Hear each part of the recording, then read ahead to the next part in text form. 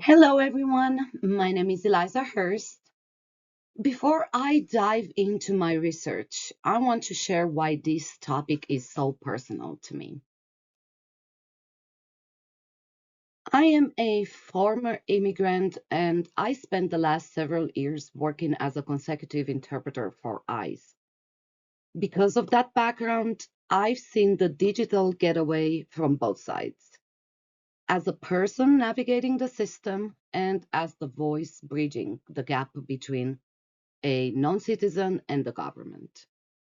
Today, I am presenting insights from my conversation with Chief Jim Rhea of Powell Police Department, who provided valuable perspective on how technology, especially remote interpreting and surveillance, is transforming both the workload and the fairness of our justice system in rural Wyoming.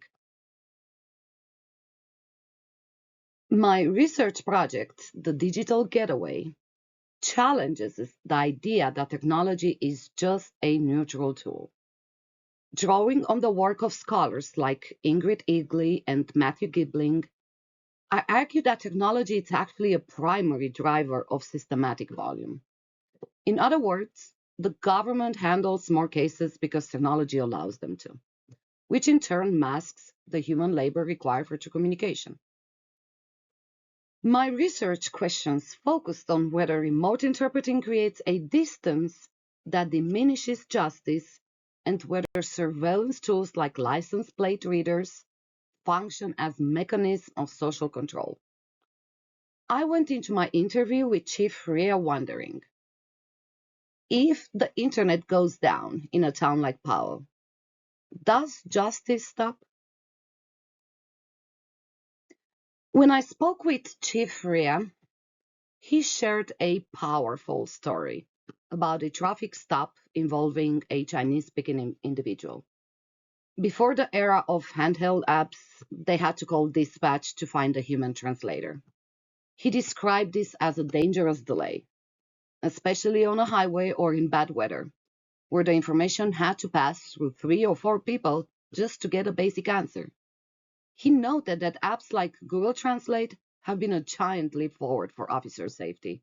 However, he also admitted a trade off. When an officer is looking at a screen to type or check for autocorrect errors, their attention is divided. The machine offers accessibility, but as the chief said, quality just tanks when a physical person isn't there. We also discussed technology as a mechanism of social control. I asked the chief about his experience with license plate readers, LPRs, in larger jurisdictions. His response was incredibly candid. He agreed that in a small town like Powell, community trust would likely drop because residents will feel like Big Brother is documenting their every movement. It was fascinating to hear a police chief admit that community fears of constant monitoring are, in part, justified. He explained that AA captures date, time, and GPS locations that used to be considered protected information. Even though these tools can catch human traffickers, they fundamentally change the relationship between police and the public. This brings me to the most authentic lesson I learned from this interview.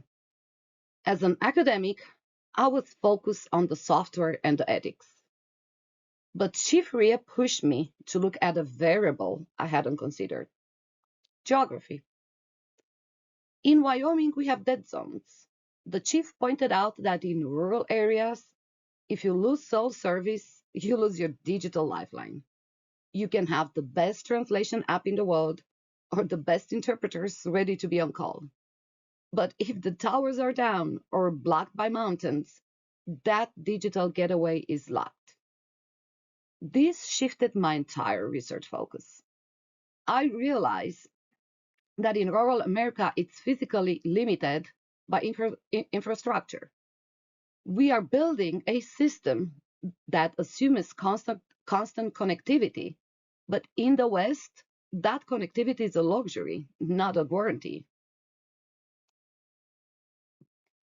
In conclusion, my interview with Chief Rhea confirmed that while technology keeps the flow of the system moving, it creates a fragility we aren't fully prepared for.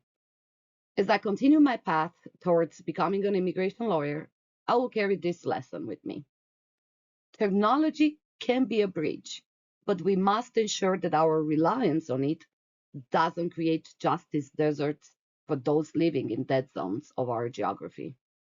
This focus group session has significantly pivoted the trajectory of my final research paper.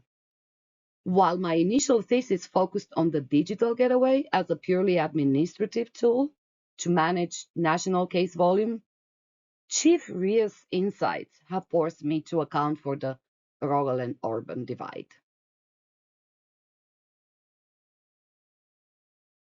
Well, thank you for your time so much, and I look forward to your questions or any comments that you have.